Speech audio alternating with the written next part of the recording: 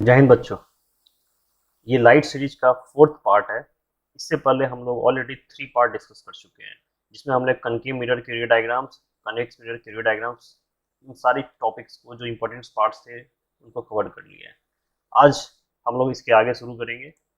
आज जो हम लोग टॉपिक्स कवर करने वाले हैं उसमें आपका है magnification, that's a very important topic, mirrors.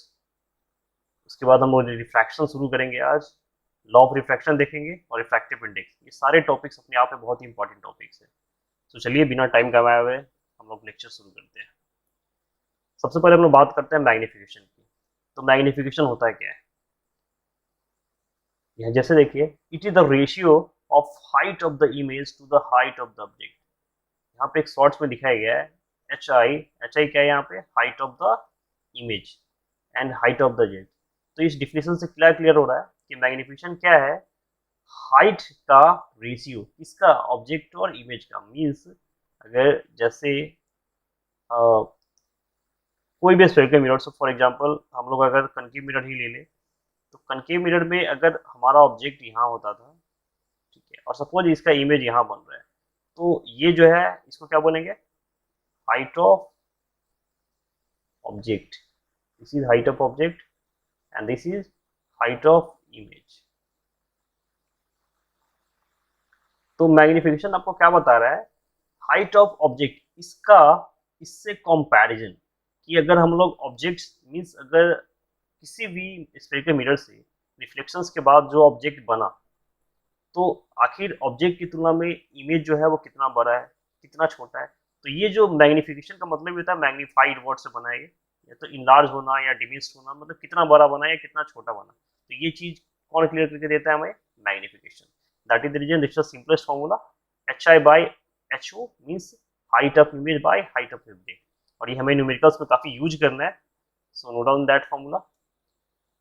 देखिए यहाँ पे कुछ कंडीशंस हो सकती है। मान के चलिए, एज्यूम करिए कि m की वैल्यू 1 आती है। अगर m की वैल्यू 1 है, ये किस केस में पॉसिबल होगा? m की वैल्यू 1 होने का मतलब क्या है कि this is equal to height of image that height of object. तो अब सोचिए, अगर m मैग्निफिकेशन की वैल्यू 1 है तो ये कब पॉसिबल हो सकता है? जब height of image height of object के बराबर हो।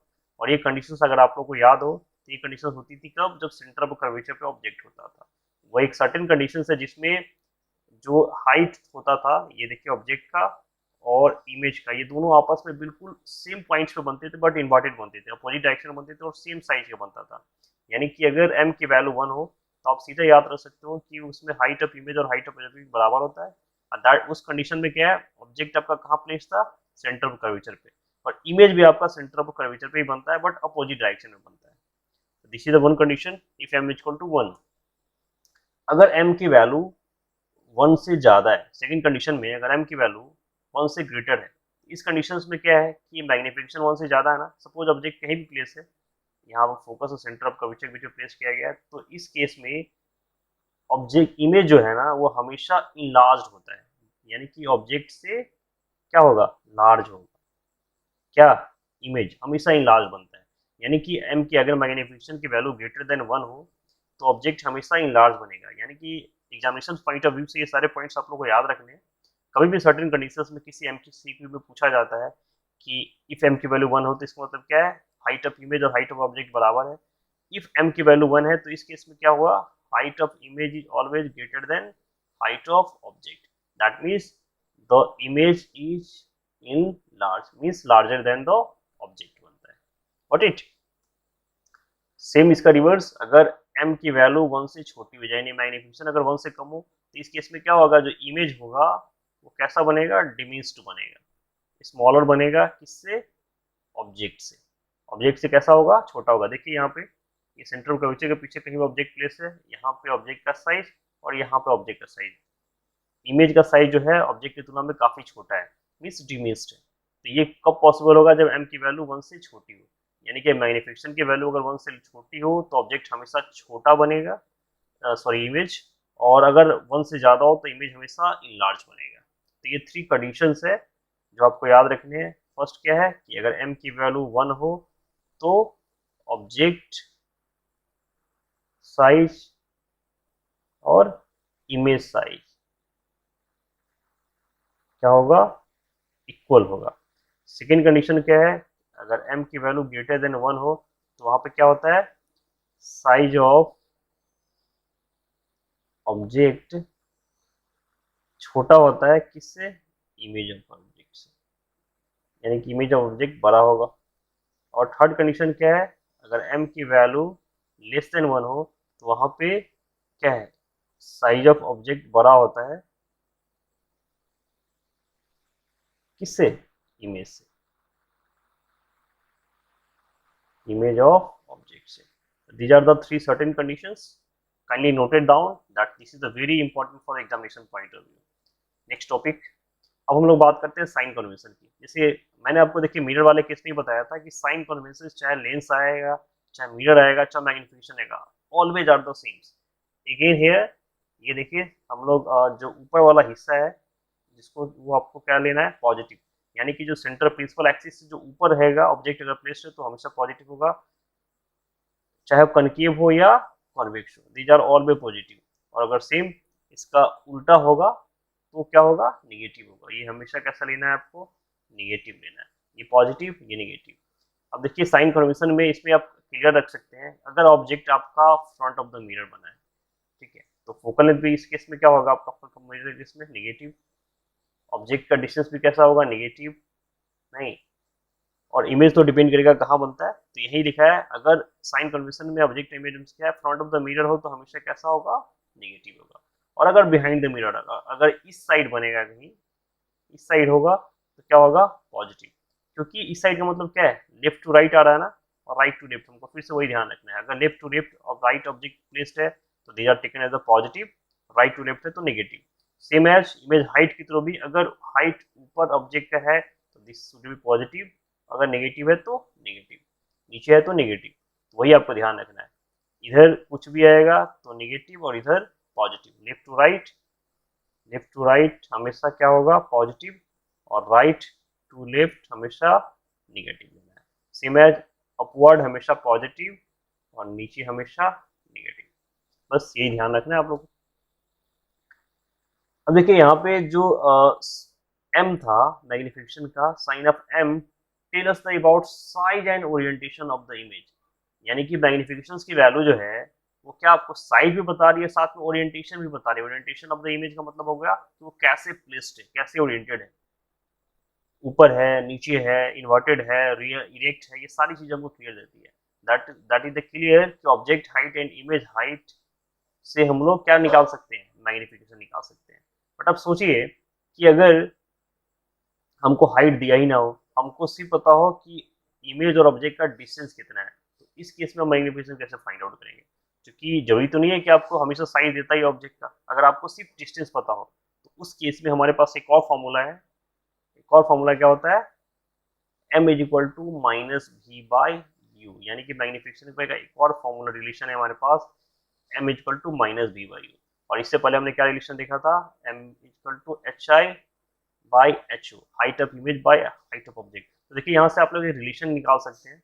Suppose this is equation 1, this is equation 2, तो यहाँ पे देखिए इक्वेशन 1 और 2 में एलएचएस की वैल्यू सेम है।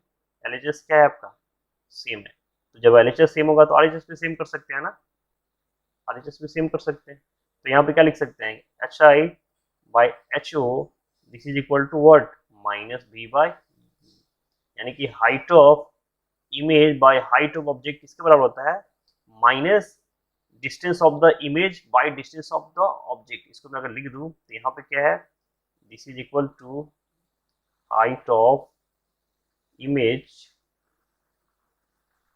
By what,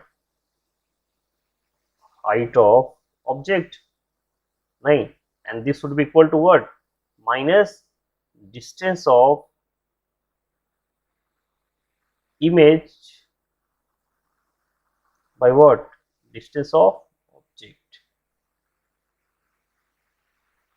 Okay, got it? So this is the very important relations, और बहुत सारे क्वेश्चंस में हमको इसकी जरूरत पड़ेगी, क्योंकि वहां पे जो ही नहीं कि मैग्निफिकेशन वैल्यू किसी भी टर्म्स में दिया हो सकता है हाइट के टर्म्स में दिया हो सकता है डिस्टेंस के टर्म में दिया हो, तो हम दोनों में रिलेशंस निकाल के इसको फाइंड आउट कर सकते हैं। तो this is overall about the magnification. Now we are talking about the very important topic, refraction. अभी तक हमने रिफ्लेक्शन देखा था, अब हम लोग मूव कर रहे हैं रिफ्रैक्शन की तरफ। देखिए रिफ्रैक्शन एक ऐसा फेनोमिनन है ना जो हम लोग को बचपन से काफी सारी चीजों में कंफ्यूज करता है। जैसे कुछ एग्जांपल्स आपने देखे, आपने कभी सोचा है या देखा तो जरूर होगा, शायद सोचा भी होगा कि जो सन का कलर है, सन का कलर है, नहीं, वो मॉर्निंग में कैसा दिखता है, रेडिश टाइप का ना, जबकि आफ्टरनून में कैसा दिखता है, ब्राइट येलो, और फिर से इवनिंग में कैसा दिखता है, रेडिश टाइप का। तो इसका मतलब क्या सन का कलर चेंज होता है? बिल्कुल नहीं। हम लोग जानते हैं बचपन से, हम लोग को सर लोग टीचर्स लोग बताते हैं ना कि सन हो, स्टार्स हो, सब का सिर्फ एक ही कलर होता है, व्हाइट कलर, येलोइश कलर। तो आखिर ये कलर्स चेंज कैसे दिख रहे हैं आपको? इसके अलावा आपने देखा होगा जितने भी मैप्स पढ़े होंगे उसमें जो आप हमारा वाटर होता है, सी ओशियंस, उसके कलर्स को ब्लू दिखाया जाता है, हमारा अर्थ जो है उसको ग्रीन दिखाया जाता है। एक्चुअली ये है क्या, ऐसा क्यों होता है? तो this is all effect of refraction, जिसको हम लोग एक एक करके देखेंगे। ठीक है, यहाँ पे देखिए एक फिगर्स दिखाया गया। इस ग्लास के अंदर अगर कोई पॉइंट डाला जा रहा है, जैसे, तो चलिए उसको एग्जांपल से पहले हम लोग थोड़ा सा एक बार डिफिनेशन देख लेते हैं। तो डिफिनेशन क्या होता है रिफ्रैक्शन का? The bending of light which when it goes from one medium to another medium which called refraction। यानी रिफ्रैक्शन है क्या? जैसे अगर सपोज करिए ये हमारा प्रिंसिपल एक्सिस है, इसके ऊपर हमारा एक मीडियम है, medium 1, and this is medium 2। तो यहाँ क्या बोल रहा है डेफिनेशन कि the bending of light, suppose करिए ये एक इंसिडेंट रे है जो आई यहाँ से आ रही है, दिस इज द नॉर्मल, ये मान लीजिए हमारा एक नॉर्मल है। अब इसको, इस रे को जाना कैसे चाहिए था, ऐसे, लेकिन चूंकि यहाँ पे मीडियम चेंज हो रहा है। अब मीडियम्स क्या होते हैं आपको पता है, बॉडी मीडियम। तो मीडियम का मतलब क्या है, जनरली हमारे पास 3 मीडियम्स होते हैं, what, solid, liquid and gas, ये 3 मीडियम्स होते हैं ना। तो अगर मीडियम चेंज हो, सॉलिड से लिक्विड हो, लिक्विड से गैस हो, या गैस से लिक्विड हो, लिक्विड से सॉलिड हो, कोई मीडियम अगर चेंज होगा तो स्वाभाविक सी बात है वहां पे लाइट की स्पीड चेंज होती है। और जब स्पीड चेंज होगी तो वहां पे क्या होता है ना कि लाइट सीधा ना निकल के थोड़ा सा बेंड हो जाता है। ठीक है, क्या होगा, थोड़ा सा बेंड हो जाएगा। इसी फिनोमिनन को क्या बोलते हैं, रिफ्रैक्शन बोलते हैं। ठीक है, इसी को क्या बोलते हैं, refraction. Means bending of light when, जब goes from one medium to another medium, जब लाइट एक मीडियम से दूसरे मीडियम में जाती है तब वो क्या हो जाती है, बेंड हो जाती है। इसी फिनोमिनन को हम लोग क्या बोलते हैं, रिफ्रैक्शन बोलते हैं। Got it? तो सबसे बड़ी चीज तो ये डायग्राम याद रखिएगा। रिफ्रैक्शन के केस में सिंपली डिफरेंशियल के साथ आप इसको बना सकते हैं, मीडियम 1 2 करके। अब इसमें एक क्वेश्चन ये हो सकता है कि सर बेंड क्यों होगा? नहीं, बेंड होने का रीजन क्या है? तो बेंड होने का रीजन क्या है, जो मैंने अभी बताया, speed of light. Speed of light is the responsible for the bending. क्यों? क्योंकि जब भी मीडियम चेंज होगा, अब मीडियम चेंज होने पे 100% है कि लाइट की स्पीड चेंज करेगी। अब लाइट की स्पीड, अब ये भी आप पूछ सकते हो कि सर स्पीड ऑफ लाइट आखिर चेंज क्यों करेगा? हमको ये तो समझ में आ गया कि स्पीड ऑफ लाइट चेंज हुआ तो ये बेंड हो गया, but speed of light change क्यों करेगा, वाई? इसके भी रीजन है। अगर आप लोग ऑलरेडी जूनियर क्लासेस में पढ़ के आए हैं कि सॉलिड, लिक्विड और गैस की प्रॉपर्टी क्या होती है। सॉलिड जो होता है, आपको पता है कि उसके मॉलिक्यूल्स आपस में बहुत चिपके होते हैं, बहुत क्लोज होते हैं ना, इनके बीच में गैप बहुत ही कम होता है, वेरी लेस गैप। नहीं, यानी कि इसके बीच का जो इंटरमोलिकुलर फोर्स ऑफ अट्रैक्शन बहुत ज़्यादा होता है। इसकी तुलना में लिक्विड में क्या होता है, थोड़ा सा स्पेस होता है, नहीं, थोड़ा थोड़ा स्पेस होता है, और गैस में काफ़ी स्पेस होता है, काफ़ी एम्प्टी स्पेस होता है। तो सोचिए अगर लाइट को यहाँ से पास करना हो तो क्या वो आसानी से पास कर पाएगी? अभी सारे मॉलिक्यूल्स आपस में चिपके पड़े हैं, इसको बाहर ही नहीं जाने देगा। इसमें उससे ज़्यादा स्पेस है तो इसमें ज़्यादा आसानी से पार करेगा, और यहाँ पे बहुत आसानी से पार कर जाएगा। दैट्स द रीजन कि सबसे ज़्यादा जो स्पीड होती है वो किसमें होती है, एयर के अंदर। That is 3 into 10⁻8 metre per second. उससे कम होता है लिक्विड में, अराउंड 2.25 इंटू 10⁻8, और जो इसमें होती है वो around 2 into 10⁻8 metre per second के आसपास होती है। ठीक है, तो इस तरीके से स्पीड ऑफ लाइट ट्रेवल करती है। तो स्वाभाविक सी बात है, जब स्पीड ऑफ लाइट चेंज करेगा तो वो बेंड होगा, है ना। अब बेंड किधर होगा ये हम लोग बाद में देखेंगे, बट बेंड होगा, और इसी को क्या बोलते हैं, रिफ्रैक्शन। तो पहली चीज ये याद रखना है। अब उसमें रिफ्रैक्शन के अंदर कई सारे ऐसे फिनोमिनन देखे हैं, जैसे एक क्वेश्चन पूछ रहा है कि why the coin reached upward. जैसे अगर मान के चलिए एक एक दो केसेस दिए हैं कि अगर किसी भी कंटेनर या बर्तन के अंदर, बीकर के अंदर अगर हम एक कॉइन डाल दें ना इसके अंदर, पानी के अंदर, तो जब हम कोई दूर से इसको ऑब्जॉर्व करता है, अगर हम इसको देखेंगे तो हमको लगेगा कि ये कॉइन ना ऊपर की ओर दिख रहा है आपको। एक्चुअली ये बॉटम है, लेकिन हमको ये ऊपर की तरफ नजर आएगा, यानी कि जितना गहरा है वो उतना गहरा नजर नहीं आएगा। तो आखिर ऐसा क्यों होता है? इसके अलावा अगर आपने देखा होगा कोई मछली पानी के अंदर, सपोज करिए ग्लास है, इसमें वाटर फील्ड है, अब इसमें एक स्ट्रॉ डालना है, तिरछा स्ट्रॉ डालना है इस तरीके से कि इसके सरफेस को टच ना करे कहीं बीच में। तो जब ये डालेगा ना तो आपको दिखेगा ये और ऊपर की ओर नजर आएगा, ये और ऊपर की ओर नजर आएगा, ये जितना नीचे डाला है उससे और ऊपर की ओर नजर आएगा। हम लोगों ने कई बार देखा होगा बाल्टी के अंदर, बकेट के अंदर कोई भी चीज डालते हैं तो आपको ऊपर नजर आता है, सरफेस से ऊपर। तो एक्चुअली ये सारी चीजें क्यों होती है? तो इन सब का आंसर रिफ्रैक्शन है, बट हम लोग एक एक करके देखेंगे ऐसा होता है क्यों है। नहीं, ये जो मैंने जितने फिनोमेना दिखाए थे सन के, ये सब के आंसर क्या है? Refraction of light. साथ में थोड़ा सा उसमें एटमॉस्फेयर का भी आता है, बट मेनली यहाँ पे रिफ्रैक्शन ऑफ लाइट इन सब के लिए रिस्पॉन्सिबल है। But how? Let's see. यहाँ पे देखिए, जब रे हमारे आंखों में पहुंचती है तो यहाँ क्या होता है, एक फिगर दिया गया है, देखिए ये एक ऑब्जेक्ट है जो वाटर के अंदर प्लेस्ड है। तो अब देखिए ऑब्जर्वर यहाँ पे है, यहाँ पे इसको ऑब्जर्व कर रहा है। तो ये एक्चुअली ये रे एक मीडियम है ना, this is the first medium and this is the second medium. जहां तक पानी था वहां तक फर्स्ट मीडियम है, और ये आपका क्या है? दूसरा मीडियम है। ठीक है, तो होगा क्या कि जब भी फर्स्ट एक मीडियम से दूसरे मीडियम में जाती है तो आपको पता है, अभी हमने देखा कि रिफ्रैक्शन होता है स्पीड ऑफ लाइट चेंज होने के कारण। तो जहां ये यहाँ तक तो सेम स्पीड में ट्रेवल करेगा, लेकिन जैसे ही ये मीडियम चेंज होगा दे आर गेटिंग बेंड, और जब बेंड होगा तो ये ऐसे गया। तो इसलिए ऑब्जर्वर ने इसको देखा। लेकिन आप बताओ, जो यहाँ से देखेगा वो तो तिरछा नहीं देखेगा ना, वो तो सीधा ही देखेगा। तो उसको ये कहाँ नजर आएगा? रे इधर कहीं, ये सीधा। दैट इज द रीजन कि ऑब्जेक्ट उसको यहाँ नजर आता है, उसका जो इमेज बनता है ना यहाँ पे दिखाई देता है, लेकिन एक्चुअल ऑब्जेक्ट प्लेस्ड क्या है? क्योंकि ऑब्जर्वर तो सीधा देख रहा है और ये बेंड होके गया, तो इसीलिए इमेज इसको ऊपर दिखाई देता है। तो और ये आपने देखा होगा, that's a very high gap. ये नीचे था, ये काफी ऊंचा दिख रहा है और साथ में बेंड भी दिख रहा है। इसीलिए क्या होता है, एक्चुअली में ये वो क्वाइन नहीं है, ये इसको इल्यूजन, इल्यूशन बोल सकते हैं। इल्यूजन, इल्यूजन मतलब उसका एक प्रतिरूप है, उसका एक बस एक छाया है, प्रतिक्रिया, इल्यूजन बोलते हैं इसको। दैट इज कॉल्ड इमेज, इसी को हम लोग इमेज बोलते हैं, इसीलिए इमेज है उसका। तो और ये सब हुआ क्यों? स्पीड ऑफ लाइट चेंज करने के कारण। Got it?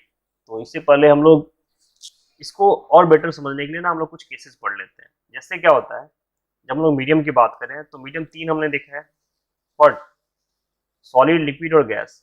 जो सॉलिड मीडियम होता है ना, this is called denser medium. इसको क्या बोलते हैं? Denser medium. डेंसर की हिंदी होती है घना, काफी क्लोज इसमें मॉलिक्यूल हो। दूसरा मीडियम होता है आपका लिक्विड। लिक्विड में इसकी तुलना में होता है, तो ये भी आपके डेंसर मीडियम के अंदर ही आता है। This is also called denser medium, क्योंकि मॉलिक्यूल से गैप होता है लेकिन बहुत ज्यादा नहीं होता। और तीसरा जो होता है आपका air, this is treated as a rarer medium. इसको कैसे ट्रीट करते हैं? रेयर मीडियम की। यानी कि अगर आपको कहीं भी रेयर लिखा हो तो आप लोगों को ध्यान रखना है कि एयर की बात हो रही है, अगर डेंसर लिखा है तो आपको ध्यान रखना है कि सॉलिड की बात हो रही है। तो यहाँ पे देखिए केसेस क्या क्या पॉसिबल हो सकते हैं। ठीक है, अब देखिए यहाँ पे स्पीड ऑफ लाइट भी दिखाया गया। यहाँ पे देखिए वैक्यूम, यानी में स्पीड ऑफ लाइट होती है 3 × 10⁸ मीटर पर सेकेंड। एयर के अंदर ये दिया है 299, लगभग बराबर ही होता है। आइस सॉलिड के अंदर ये होता है, वाटर के अंदर ये होता है, ग्लास के अंदर ये होता है। तो ये आप सभी के अलग अलग स्पीड से। अब देखिए, जब मैंने फर्स्ट केस बताया, सपोज जो लाइट है वो आपके रेयरर टू डेंसर मीडियम में जा रहा है। फर्स्ट केस क्या है? रेयरर टू डेंसर मीडियम में जा रहा है, मतलब एयर से लेके कहाँ लाइट जा रहा है आपके, एयर मान के चलिए लिक्विड में जा रहा है। ठीक है, तो क्या होगा? देखिए, मेक अ रे डायग्राम। सपोज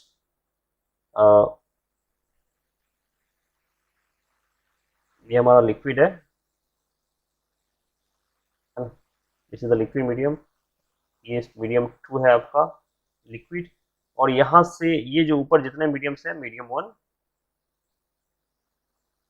ये आपका एयर पार्टिकल्स है। मान के चलिए रे, इंसिडेंट रे यहाँ से आ रहा है, रेयर मीडियम से है। जब तक ये रेयर में होगा तब तक तो ये सेम स्पीड से ट्रेवल करेगा। अब जैसे ही ड्रॉ ए नॉर्मल हेयर, अब जैसे ही ये मीडियम चेंज हुआ, यानी कि कहाँ से आया, रेयर में, ये रेयर मीडियम है आपका, और ये आपका डेंसर मीडियम है, ठीक है। जैसे ही ये एंटर किया तो क्या होगा, इसको जाना कैसे था, ऐसे, लेकिन चूंकि मीडियम चेंज हो गया, अब यहाँ पे मीडियम क्या, डेंसर। तो पता है आपको कि डेंसर में पार्टिकल्स काफी क्लोज्ड होते हैं। तो अब बताओ, अब ये तो क्लियर है कि मीडियम चेंज होने का जब स्पीड ऑफ लाइट चेंज होगी तो पार्टिकल्स क्या होगा, बेंड होगा। लेकिन अब बेंड होगा किधर, इधर या इधर। तो इस केस में जो बेंड होता है ना, वो इस साइड होता है। कहाँ होता है, टुवर्ड्स द नॉर्मल। उसका रीजन क्या है कि जब पार्टिकल्स पार्टिकल्स काफी क्लोज्ड होंगे तो इसको इधर तो जाने ही नहीं देंगे, इसको प्रेस करेंगे, दबाएंगे, कंप्रेस करेंगे। तो स्वाभाविक सी बात है, लाइट ना इधर नहीं जा पाता, ये इधर से गुजरेगा, ठीक है, इधर बेंड होगा, that means towards the normal होगा। यानी कि जब भी रेयरर से डेंसर मीडियम में लाइट जाएगी, पास करेगी, तो क्या होगा, टुवर्ड्स द नॉर्मल जाएगा, टुवर्ड्स द नॉर्मल जाएगी, ठीक है। और ठीक इसका उल्टा, अगर डेंसर से रेयर में जाएगा तो क्या होगा, जब डेंसर से suppose this is a denser medium, यहाँ से लाइट आया, सेम स्पीड में जाएगा, तो इस केस में क्या है ना, इसको जाना था ऐसे, ये इधर जाएगा। क्यों, क्योंकि ठीक उसका उल्टा, अब ये डेंसर मीडियम है और रेयर है, तो यहाँ पे पार्टिकल्स को गैप मिलेगा, स्पेस मिलेगा, तो दूर भागेगा नहीं। तो इस केस में कैसे जाता है, ऐसे, यानी कि अवे फ्रॉम नॉर्मल। कैसे जाएगा, अवे फ्रॉम नॉर्मल। तो ये याद रखिएगा, जब भी लाइट किसी भी रेयर से डेंसर मीडियम में जाती है तो टुवर्ड्स द नॉर्मल जाता है, दिस इज द नॉर्मल, ये आपका नॉर्मल है ना। और अगर rare to sorry denser to rare जाएगा तो वो कहाँ जाएगा, कहाँ जाएगा, अवे फ्रॉम द नॉर्मल, उससे दूर जाएगा, ठीक है। और उसका रीजन आपका स्पीड ऑफ लाइट होता है। तो ये दोनों केस क्लियर है। तो ठीक है, इस इसीलिए उसमें जो इल्यूजन की बात दिखाई गई थी, दिस इज द रीजन। अब उसको आप आसानी से समझ सकते हैं कि देखिए रे क्या था, मीडियम आपका, यहाँ पे लिक्विड था ना, लिक्विड दिया था ना, और यहाँ पे जो ऑब्जर्वर होता है, जो स्लाइड को देख रहा था, यहाँ पे कॉइन प्लेस था। तो सोचिए ये लिक्विड से, डेंसर से लाइट यहाँ निकली थी, यहाँ तक पानी था मान के चलो, और रेयर में जाएगा तो बेंड होगा ना, तो नो डाउट ये बेंड होके यहाँ जा रहा है। बट ऑब्जर्वर तो इसको इधर कहीं देखेगा ना, वो तो ऐसे तिरछा आके देखेगा नहीं। दैट इज रीजन कि इसको इमेज यहाँ नजर आता है ना, और इसीलिए ऊपर नजर आता है कहाँ, एक्चुअल पोजिशन से, और साथ में बेंड भी नजर आता है तिरछा। तो दिस इज द इल्यूजन, इसी को बोलते हैं इल्यूशन। अब देखिए नेक्स्ट कंडीशन देखते हैं कि अभी हमने देखा है कि लाइट रेयर से डेंसर, डेंसर टू रेयर। अब इमेजिन करिए एक साथ हम लोग तीनों मीडियम के लिखे, when light rare difference from dense to rare, ये आप लोग ऑलरेडी देखे हैं, टर्न्स टू रेयर। जब लाइट्स यहाँ पे कंडीशंस क्या है कि जो लाइट इंटर कर रही है,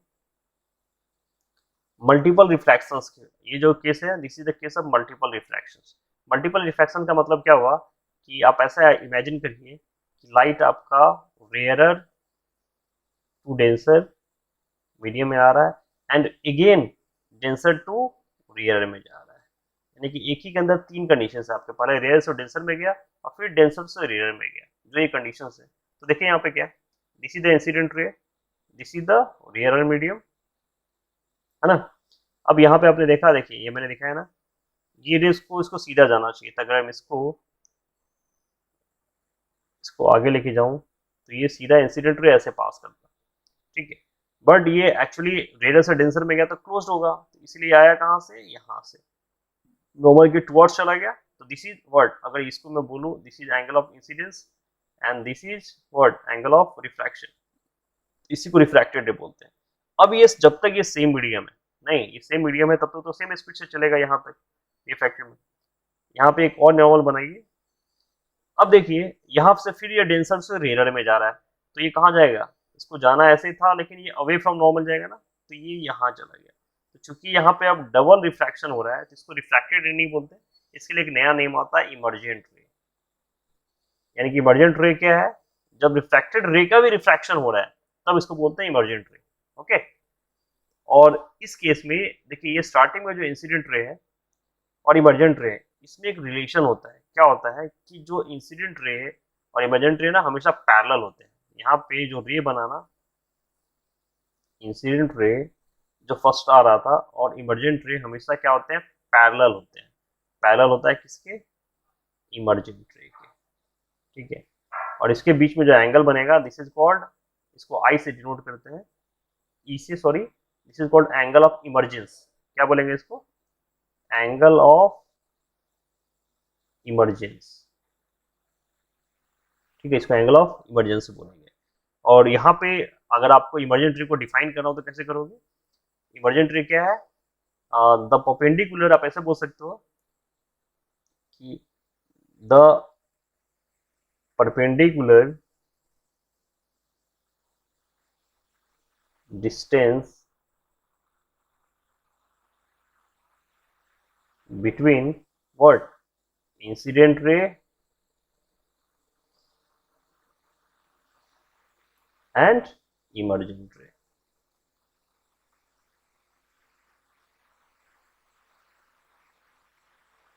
ठीक है, और ये जो परपेंडिकुलर डिस्टेंस है इंसिडेंट रे और इमर्जेंट रे को, इसको क्या बोलते हैं, दिस इज कॉल्ड, इसको क्या बोलते हैं, इसके लिए एक स्पेशल वर्ड आता है। ठीक है, इसको बोलते हैं व्हाट, लैटरल शिफ्टिंग। क्या बोलते हैं, लैटरल शिफ्टिंग। लैटरल शिफ्टिंग का मतलब क्या हो गया कि देखिए यहाँ पे लाइट को जाना यहाँ था लेकिन यहाँ से शिफ्ट होकर यहाँ चला गया, तो that is called lateral shifting. यानी कि लाइट यहाँ से वहाँ इंसिडेंट रे पे जाना था लेकिन शिफ्ट कहाँ हो गया, इमर्जेंट रे। इसलिए इसके लिए एक स्पेशल वर्ड आता है लैटरल शिफ्टिंग। लैटरल शिफ्टिंग क्या है, this is nothing when this is the perpendicular distance between the incident ray and the emergent रे, इसको हम लोग लैटरल शिफ्टिंग बोलेंगे। ठीक है, तो ये मल्टीपल रिफ्लेक्शन का केस होता है, ये भी बहुत इंपॉर्टेंट डायग्राम है, दैट्स अ वीवीआई। ये डायग्राम्स आप लोग को याद रखना है। Got it. देखिए यहाँ पे लिखा भी है the incident ray and emergent ray are parallel to each other. यहाँ पे एक समराइजेशन मैंने इसको कर दिया है कि when light goes from rare to dense medium it bends towards the normal, है ना, and dense to rare it brings away from the normal. Same things when the light ray passing through the glass slab, incident and emergent rays are parallel and emergent ray is laterally shifted. ठीक है, laterally shifted. Now we are talking about the laws of refractions. जिस तरह से reflections के दो rule laws होते थे ना, उसी तरह से रिफ्रैक्शन के भी दो लॉज होते थे। तो आप लोग को अगर याद हो तो रिफ्रैक्शंस का पहला रूल क्या था, लॉ क्या था, कि एंगल ऑफ इंसिडेंस हमेशा एंगल ऑफ रिफ्रैक्शन के बराबर होता है। अब यहाँ पे देखिए, वहां पे तो क्या था कि चूंकि ये सेम प्लेन पे एंगल हमेशा बराबर होता था, इसलिए यहाँ पे ये सिंपल लॉ है कि ना। यहाँ तो हम लोग देख रहे हैं ना, यहाँ पे देखिए ये जो है ये तो बेंड हो गया है, तो ये क्लियर है कि यहाँ पे जो एंगल ऑफ इंसिडेंस होगा वो एंगल ऑफ रिफ्रैक्शन के बराबर तो होगा नहीं, तो ये लो तो पहले एप्लीकेबल नहीं है। तो इस केस में क्या होता है कि जब लाइट्स रेयर टू डेंसर आती है, ठीक है, तो this is the first law, incident ray, the normal and the refracted ray lie in the same plane. ये आपका इंसिडेंट रे है, देखिए ये रिफ्रैक्टेड रे है, और ये आपका नॉर्मल है ना, ये आपका नॉर्मल है यहाँ पे प्रिंसिपल एक्सिस के जब सामने है। तो ये देखिए तीनों एक ही प्लेन पे ना, एक ही प्लेन पे ना जहाँ पे लाई कर रहे हैं। This is the first law. जो रिफ्लेक्शंस का सेकेंड लॉ था वो रिफ्रैक्शन के केस में फर्स्ट लॉ है कि the incident ray, the normal and the reflected ray lie in the same plane. This is the same law as law of reflection second law.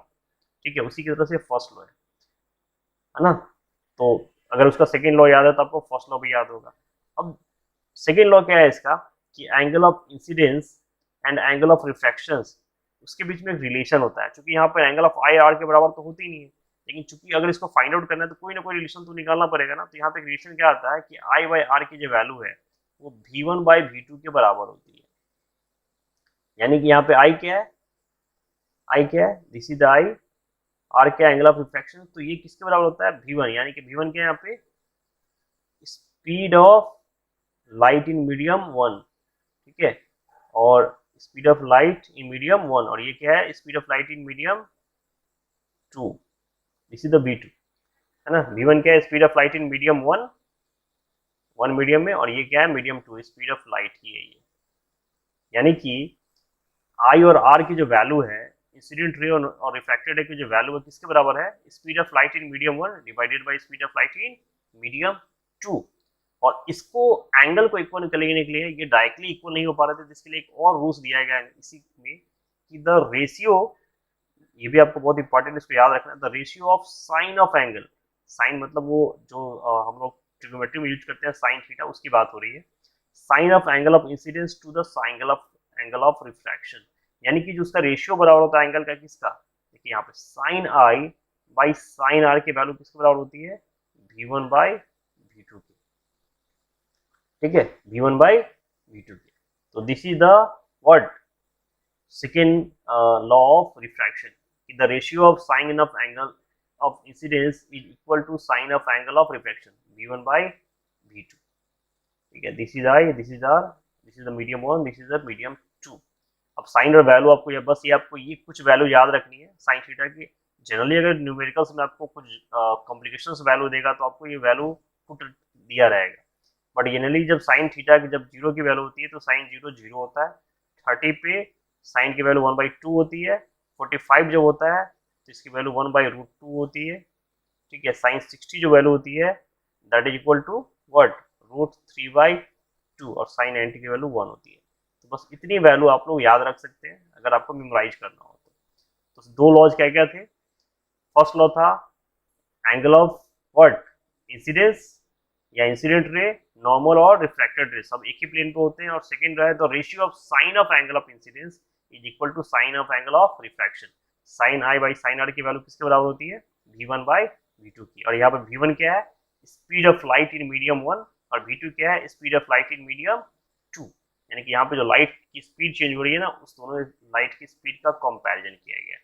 अब एक चीज आप सोच सकते हैं कि सर ये इसकी जरूरत पड़ी क्या, हमको लॉ की जरूरत क्या है कि, तो यहाँ पे देखिए हम ये तो चलो हमें पता चल गया कि ये बेंड हो रहा है, लेकिन अगर हमसे कोई पूछे कि कितना बेंड हुआ, हाउ मच बेंड, ये जो क्वेश्चन मार्क दिया गया कितना बेंड हुआ, तो आखिर हमको कुछ बताना तो पड़ेगा ना। तो ये कैलकुलेशन करके कौन बताता है, लॉ ऑफ रिफ्रैक्शन। ये हम लोग कैलकुलेशन किससे कर सकते हैं, लॉ ऑफ रिफ्रैक्शन से, कि एंगल कितना बेंड हुआ, मीडियम में जाने के बाद ये सारी चीजें लॉ ऑफ रिफ्रैक्शन बताती है आपको। तो this is the law of refraction, ठीक है। यहाँ प्रेडिक्शन दिया है कि sine I by sine R की वैल्यू v1 और v2 बराबर होती है, और इसके लिए आपको ये वैल्यू आपको क्लियर दिमाग में होनी चाहिए कि वैक्यूम, एयर, आइस, वाटर और ग्लास में इसकी स्पीड क्या होती है, ये आपको लर्न करना है, ठीक है। और यहाँ पे देखिए रिलेशन दिया है कि sine I by sine R की वैल्यू है v1 बाई v2 जो है वो constant for a given pair of mediums, यानी कि अगर कोई भी मीडियम्स को पूछा जाए, air to ice, ice to water, तो इनकी वैल्यू देखो ये कांस्टेंट है, ये चेंज नहीं होती, ठीक है। जो स्पीड ऑफ लाइट है ना उसको वही वैल्यू आपको पुट डाउन करनी पड़ेगी, और उसके आधार पे आपको वैल्यू फाइंड आउट करना पड़ेगा। फॉर एग्जांपल आपको पूछ दे आइस बाई वाटर का, आपको क्या करना पड़ेगा, इस वैल्यू से इसको डिवाइड करना पड़ेगा, जो भी आंसर आएगा दिस इज आंसर। जो आपको एग्जांपल दिया है एयर और ग्लास का, इन दोनों को डिवाइड करिए, sine A by sine R के हिसाब से वैल्यू निकालिए, ओके। नाउ एक वेरी इंपॉर्टेंट टॉपिक आपका रिफ्रैक्टिव इंडेक्स। ये रिफ्रैक्टिव इंडेक्स एक्चुअली है क्या, तो देखिए it is the ratio of speed of light in vacuum to the speed of light in the medium, यानी कि कोई भी जो लाइट की जो स्पीड वैक्यूम के अंदर है, अब वैक्यूम का मतलब यहाँ पे क्या है, यहाँ पे कोई मीडियम नहीं हो। जैसे आप सनलाइट का एग्जांपल ले लो, आपको पता है सनलाइट लाखों किलोमीटर दूर ट्रेवल करके हमारे अर्थ पे पहुंचता है, और मैक्सिमम एरिया आपका वैक्यूम ही है, बाकी एटमॉस्फेयर में पढ़ने के बाद उसको मीडियम मिलता है ना। तो जो रे वैक्यूम से किसी भी मीडियम में इंटर करती है ना, उसको उसका जो रेशियो कैलकुलेट करते हैं, actually this is the refractive index, है ना। लेकिन ये सिर्फ उसी केस में नहीं निकाला जाता, ये हर मीडियम के हिसाब से निकाला जाता है, जो हम लोग देखेंगे। तो रिफ्रैक्टिव इंडेक्स क्या है, अब इसको देखो आप सिंपल भाषा में ये समझ सकते हो कि जो ये दिया है कि it is the ratio of speed of light in vacuum to the speed of light in medium, यानी कि दो स्पीड ऑफ लाइट के मीडियम का कंपैरिजन किया गया, चेंज किया गया। नहीं तो एक्चुअली रिफ्रैक्टिव इंडेक्स आपको ये बताता है कि कितना बेंडिंग हुआ, जो हमने बोला था ना लॉज में कि बेंडिंग हुआ कितना, तो no doubt speed of light change करने के कारण बेंड हुआ, बट कितना हुआ, तो ये वैल्यू कौन कैलकुलेट करके देगा, आपका रिफ्रैक्टिव इंडेक्स यही बताएगा कि कितना चेंज हुआ। तो जैसे रिफ्रैक्ट, और इसका सिंबल क्या होता है, रिफ्रैक्टिव इंडेक्स को या तो एन से डिनोट करते हैं या फिर म्यू से डिनोट करते हैं, दिस इज कॉल्ड म्यू, क्या बोलते हैं इसको, म्यू। या तो इसको आप एन से दिखा सकते हो या फिर म्यू से दिखाते हो। जैसे यहाँ पे दिया refractive index of glass is given by, इसको क्या लिखा है, एन, चूंकि ग्लास होता तो शॉर्ट में इसको लिखते हैं एन जी। इसका मतलब ये हुआ रिफ्रैक्टिव इंडेक्स ऑफ ग्लास। अब देखिए यहाँ पे actually vacuum of glass N G is equal to what, speed of light in vacuum divided by speed of light in glass, दोनों का एम्बियंट। तो स्पीड ऑफ लाइट को क्या दिखाते हैं, सी से, और ग्लास का तो भीजी हो ही गया। अब एक चीज देखिए, कभी भी वैक्यूम की वैल्यू, जैसे अगर मैंने आपने यहाँ लिखा है एन ग्लास एन जी, तो इसका मतलब आपको ये समझना है कि ये कहीं ना कहीं वैक्यूम के रिस्पेक्ट में निकाला गया है, क्योंकि वैक्यूम्स को डिनोट नहीं किया था, यानी कि इसको हम ऐसे नहीं लिखते वी एन जी, ठीक है। दैट इज द रीजन कि ये सिंपल एन जी लिखा गया है, ठीक है। अच्छा, इसका लिखने का तरीका भी थोड़ा सा आप लोग ध्यान रखिएगा। जब भी रिफ्रैक्टिव इंडेक्स निकाला जाता है तो दो मीडियम के लिए निकाला जाता है ना, यानी कि आप ऐसे कह सकते हो कि मीडियम 1 और मीडियम 2 के लिए अगर रिफ्रैक्टिव इंडेक्स निकाला जाए तो इसको हम लोग कैसे लिखेंगे, रिफ्रैक्टिव इंडेक्स ऑफ, अगर मान लीजिए 2 के रिस्पेक्ट में 1 का निकालना है तो refractive index of 2 with respect to 1, यानी कि जिसका रिफ्रैक्टिव इंडेक्स कैलकुलेट करना होगा उसको इसके साइड में लिखेंगे, राइट साइड में, और जिसके रिस्पेक्ट में लिखना होगा इसको 1। फॉर एग्जाम्पल मैं बोलूँ कि इस केस में क्या है, रिफ्रैक्टिव इंडेक्स ऑफ, सपोज ये मीडियम आपका अगर ग्लास होता और ये आपका एयर होता, तो इसको हम लोग कैसे लिखते हैं, और ग्लास रिस्पेक्ट में एयर का निकालना है तो कैसे लिखते हैं, refractive index of glass with respect to air, ठीक है।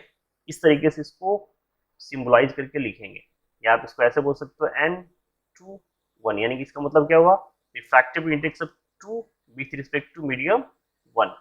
कैसे पढ़ेंगे इसको, refractive index of medium 2 with respect to medium 1। This is the way to read the refractive index value. अब यहाँ पे वही कैलकुलेट करके दिखाया है, यहाँ पे दोनों स्पीड्स का देखिए रेशियो निकाला तो ये कैलकुलेशन करके आ गया कि रिफ्रैक्टिव इंडेक्स ऑफ ग्लास 1.52 आता है। तो ये जो वैक्यूम है ना, वैक्यूम के रिस्पेक्ट में जो ग्लास या किसी भी मीडियम का रिफ्रैक्टिव इंडेक्स निकालते हैं ना, इसको बोला जाता है absolute refractive index. Actually refractive index से दो टाइप्स होते हैं, फर्स्ट आपका होता है एब्सोल्यूट और दूसरा होता है आपका रिलेटिव रिलेटिव रिफ्रैक्टिव इंडेक्स। तो जो रिफ्रैक्टिव इंडेक्स आपने डिफिनेशन बताया ना, वो सेम डिफिनेशन होता है आपका एब्सोल्यूट रिफ्रैक्टिव इंडेक्स, यानी कि एब्सोल्यूट वैल्यू हमेशा किसके रिस्पेक्ट में निकाली जाती है, वैक्यूम के केस में। जब वैक्यूम से किसी मीडियम में लाइट इंटर करती है तो उसमें जो वैल्यू कैलकुलेट होती है that is called absolute refractive index. और relative except than what, other than air और वैक्यूम। अगर हम लोग एयर और वैक्यूम को छोड़ दें, इसके अलावा जो भी रिफ्रैक्टिव इंडेक्स लाते हैं, फॉर एग्जांपल ग्लास वाटर का निकाला है, वाटर ग्लास का निकाले, एयर को छोड़ देना है, तो ये जितने भी वैल्यूज होगी this is called relative refractive index. इसको क्या बोलेंगे, रिलेटिव रिफ्रैक्टिव इंडेक्स। यानी कि एयर और वैक्यूम को छोड़ के किसी भी दो मीडियम्स के लिए जो रिफ्रैक्टिव इंडेक्स कैलकुलेट करेंगे दिस इज कॉल्ड रिलेटिव, और वैक्यूम और एयर के रिस्पेक्ट में अगर किसी मीडियम का निकालेंगे तो this is called absolute refractive index. Okay, तो यहाँ दिया है absolute refractive index of any medium can be find out the formula and medium is equal to c by vacuum। यहाँ पे c क्या है, speed of light in vacuum divided by v of medium, speed of in medium। तो ये vacuum के case में जो speed of light है, और ये आपका क्या है, जिस मीडियम में जो स्पीड ऑफ लाइट होगी, speed of light of medium. इस फॉर्मूले से हम लोग क्या निकाल सकते हैं, एब्सोल्यूट रिफ्रैक्टिव इंडेक्स। एक पॉइंट नोटेबल है कि जो स्पीड ऑफ लाइट होती है मीडियम में वो डिक्रीज करती है जब रिफ्रैक्टिव इंडेक्स इंक्रीज होता है। मतलब अब स्वाभाविक सी बात है कि रिफ्रैक्टिव इंडेक्स है क्या, वो वैक्यूम और मीडियम के हिसाब से, तो जैसे स्पीड ऑफ लाइट डिक्रीज करेगा तो रिफ्रैक्टिव इंडेक्स की वैल्यू क्या होगी, ये इन्वर्सली प्रोपोर्शनल है ना, तो इन्वर्सली प्रोपोर्शनल में क्या होता है कि अगर नीचे की वैल्यू बढ़ेगी तो ये कम होगा, नहीं, और ये कम होगा तो ये बढ़ेगा। तो बस सेम रिलेशन यही है कि अगर इफेक्टिव इंडेक्स मीडियम आपका ग्रेटर देन होगा तो स्पीड क्या होगी, कम हो जाएगी। ठीक है, ठीक, इसका उल्टा, अगर स्पीड डिक्रीज होगा तो इफेक्टिव इंडेक्स इंक्रीज कर जाएगा, इसका उल्टा रिलेशन होता है। नाउ रिलेटिव रिफ्रैक्टिव इंडेक्स, जो मैं सेकंड बोल रहा था आपको, तो ये क्या होता है, it is the ratio of absolute refractive index of water to the absolute index of air. Relative कभी भी जो निकालते हैं वैक्यूम को छोड़ के, जो दो मीडियम्स के बीच में निकाला जाता है ना, दिस इज कॉल्ड रिलेटिव। जैसे यहाँ पे एग्जांपल दिया वाटर और एयर का, तो इसको क्या बोलेगा, रिलेटिव रिफ्रैक्टिव इंडेक्स, क्योंकि एयर और वाटर के साथ एक रिलेशन में निकाला गया है, तो this is called what, relative refractive index. जैसे मैं बोलता है कि ग्लास और ग्लास का निकालिए और साथ में वाटर का रिफ्रैक्टिव इंडेक्स कैलकुलेट करिए, इसको क्या लिखते हैं, N G by N W, ठीक है। तो ये क्या हो जाता है और ये किसके बराबर होता है, इसके speed of light in glass divided by speed of light in water. इस तरीके से रिफ्रैक्टिव इंडेक्स निकालते हैं। यहाँ देखिए एन डब्ल्यू वाटर एयर का निकाला है, N water by N air. अब ये किसके बराबर, एन वाटर का मतलब क्या हो गया, रिफ्रैक्टिव इंडेक्स ऑफ, अब ये सिंपल लिखा है तो मैंने बोला ना कि सिंपल लिखने का मतलब क्या है, इसका मतलब वैक्यूम है, तो सी बाई वी डब्ल्यू और ये सी बाई वी है, तो ये आ गया V A by V W. यहाँ पे मतलब क्या हो गया, देखिए उल्टा रिलेशन निकाला है कि speed of light in air divided by speed of light in water. यानी कि आप इसको ऐसे समझिए कि कोई भी दो मीडियम्स, ये जो N21 है, जो मैंने अभी लिखा था refractive index of 1 with respect to 2, this is equal to what, refractive index of medium 2 by medium 1, and this is equal to medium speed of light in medium 1 by v2, v1 by v2, ये उल्टा होता है। यानी कि और ये आया क्यों है, यहाँ पे अपने कैलकुलेशन करके देखा कि सी बाई वी डब्ल्यू और सी बाई वी ए क्या, तो V A by V W है, ये रेसिप्रोकल रिलेशन आता है, ठीक है। सेम एज N21 की जो वैल्यू होती है,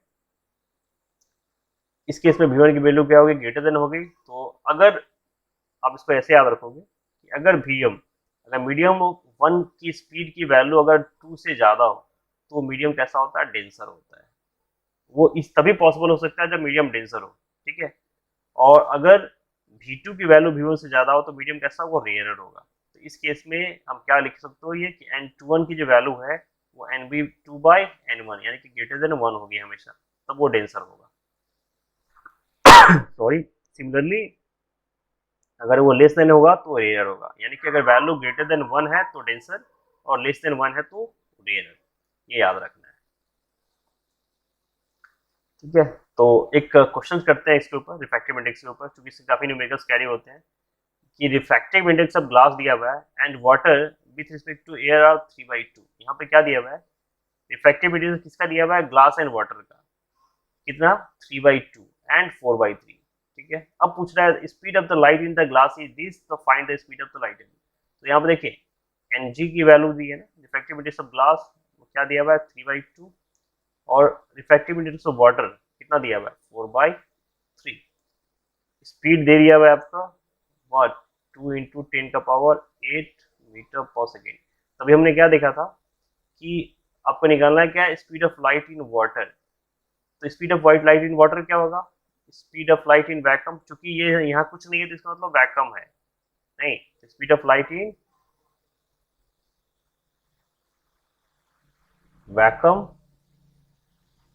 divided by what, speed of light in water, speed of light in water, got it.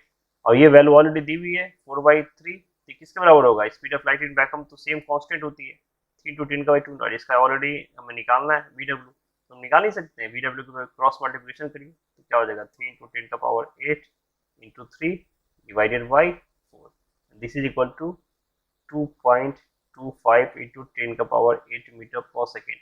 तो ये जनरली वैल्यू हम लोग याद कर लेते हैं, लेकिन एक्चुअली इसको आसानी से कैलकुलेट किया जा सकता है कि 2.25 इंटू 10⁸ मीटर पर सेकेंड होती है किसकी, वाटर का रिफ्रैक्टिव इंडेक्स स्पीड जो होती है, speed of light in water is equal to 2.25 into 10⁸ metre per second. यानी कि जो भी वैल्यू कैलकुलेट किया गया है वो किसके टर्म में किया गया है, वैक्यूम के और उस मीडियम के रिस्पेक्ट में। तो ये ओवरऑल कॉन्सेप्ट था आपका रिफ्रैक्टिव इंडेक्स का। तो आज मेनली हमने जितने भी टॉपिक्स कवर किए हैं, जस्ट लाइक मैग्निफिकेशंस, उसके बाद उसका impact, and after that refraction, law of refraction and refractive index, ये सभी टॉपिक्स अपने आप में काफ़ी इंपॉर्टेंट है एग्जामिनेशन पॉइंट ऑफ व्यू से। इससे कई सारे न्यूमेरिकल्स भी होंगे जो हम लोग लास्ट में करेंगे। तो आज के सीरीज में इतना ही, हम लोग फिर इसके अगला कॉन्सेप्ट लेंस और उसके सारी चीज़ों के साथ अगले लेक्चर में मिलेंगे। So thank you everyone.